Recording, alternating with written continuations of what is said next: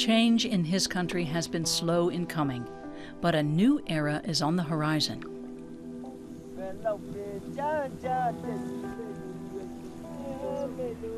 Most of the men at Lake Indawgyi earn their livelihoods from fishing. That has always been the case. Zozo Win is ambitious. The 20-year-old has a bachelor's degree in economics.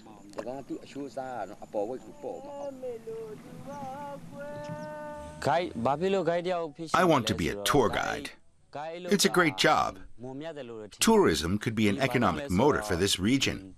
We'd make a better living. I can offer them a great experience here and can make money. It's a win-win situation.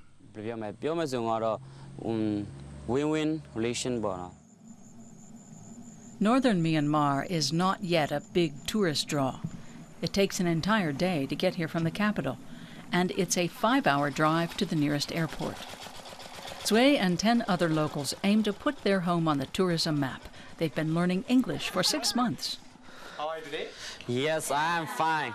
Thanks, and you? Yes, I'm very well, thanks. Because of your loving kindness. Okay. What is your phone number? 617-61403. How do you conduct small talk with foreigners or sell them a hiking or kayak tour? Skills must be learned. Just 5 years ago, it was illegal to do business with foreigners. Yes, 19. At the start, I was afraid I couldn't express myself properly. But the questions are always the same. What's your name? Where do you come from? What's the lake's history? It's more important tourists understand me when I talk to them. The lake is a birdwatcher's paradise, a major selling point. International environmentalists are helping its development as an ecotourism destination. The young guides are learning to find the best spots. Zay wants to show an Australian visitor his favorite bird species. The Saurus crane is an endangered species. It lives on the lake, but it's very rare in other regions. The lake is home to 10 bird species threatened with extinction, and it's the winter residence for 20,000 migratory birds.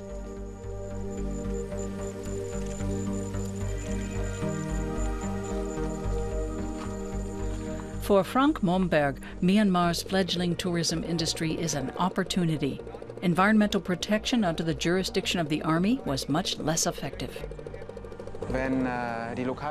If the local population profits from ecotourism, then they will also stand up for the preservation of the environment. So naturally, it's better if they can make money from watching birds rather than catching them for their daily food intake.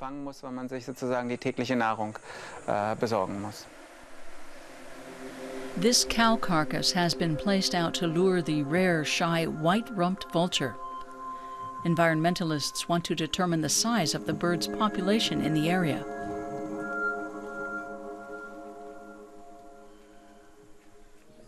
Hours of waiting, but no luck.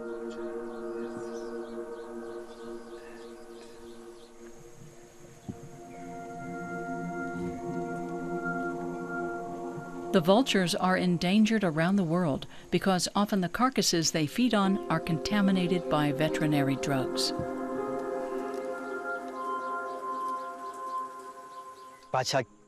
Birds are killed by eating cattle. But in the Indawgyi region, that doesn't happen because our agriculture is less developed and doesn't implement the wide use of veterinary drugs. Offerings and gifts for the monks. The people here are generous, even though many are very poor. They hope tourism can lift them out of poverty. Electricity lines were installed just a month ago, and the old military guest house can now be rented out to civilians. But it's not all peaceful here. The northern banks of the lake mark the beginning of territory controlled by the Kachin Independence Army, an ethnic militia that operates at least 100 illegal gold mines around the lake. Environmentalists say that is a disaster for the region. Miners use mercury to extract gold and let it run out with the sand into the lake.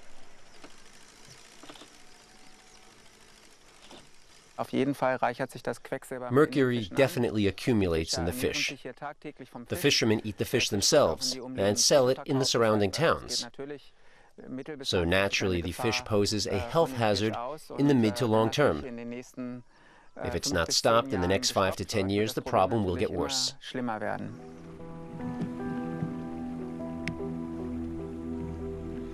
Sui Zozo Win couldn't persuade his Australian visitor to take a kayak tour.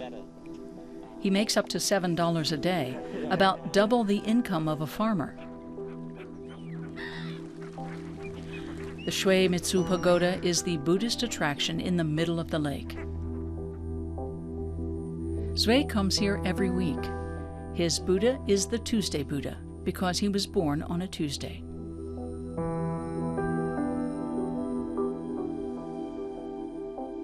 I'm grateful that we're seeing visitor numbers increase here. Recently, we even had some from Korea, and they're staying longer too, for 3-4 days. So I have more time to show them around our lake. Unlike other attractions in Myanmar, this pagoda isn't thronged by visitors. Sui knows tourism offers an opportunity, but that it can also destroy places of beauty.